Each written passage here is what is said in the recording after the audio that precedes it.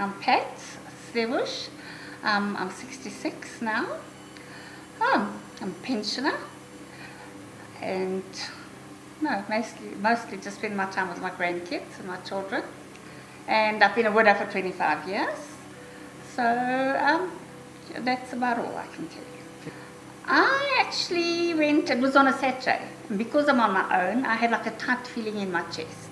So I thought, okay, let me go to the hospital with all the doctors on working on a Saturday, so that I don't have to run to the hospital on Saturday evening. And I spent most of the day there, and this doctor waited, and I thought, does he know what he's doing? And he eventually came and he said, no, he can't find anything wrong with my heart or anything, but they found a tumour.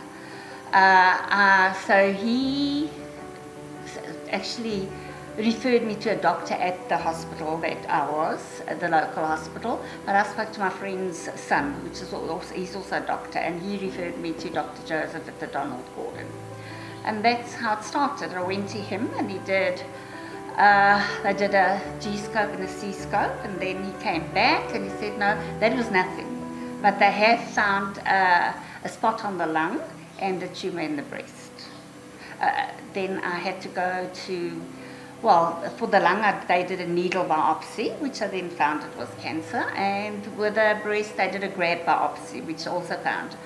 But fortunately, both were only stage 1 cancers. I'm actually very calm.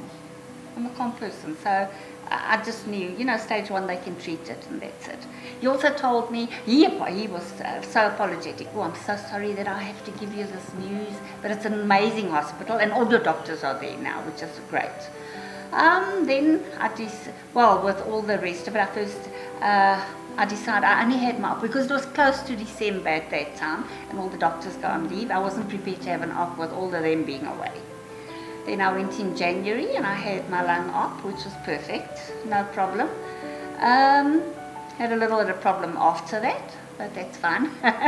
And then in April they did the mastectomy, and once again I had, the op went fine, but it was the post-op things that was a bit of a problem. So now I'm just dealing with it. But they did say I don't have, the oncologist then told me I wouldn't have to have chemo or radiation, which was fantastic because it was both stage 1. Obviously they monitor you all the time now.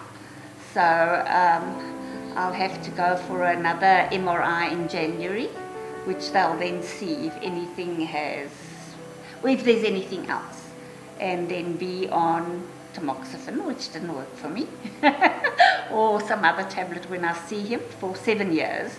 I think that's just to control your hormones, because the breast cancer is hormone related. But it's also, the cancer I've got is not a cancer that's spread from one spot, it's 2 different cancers. He says it doesn't often happen, but it does happen. It's just one of those things. No, not really. No, not at all. But they died of emphysema from smoking. Yeah, no. Do you have a medical aid? The medical aid does not cover. They cover things to a point, but then your medical aid runs out. So then you have to carry the costs yourself, obviously, because the CT scans and all of those things, because you're not in hospital, it comes straight out of your medical savings and everything else, so that gets depleted very, very quickly, yes.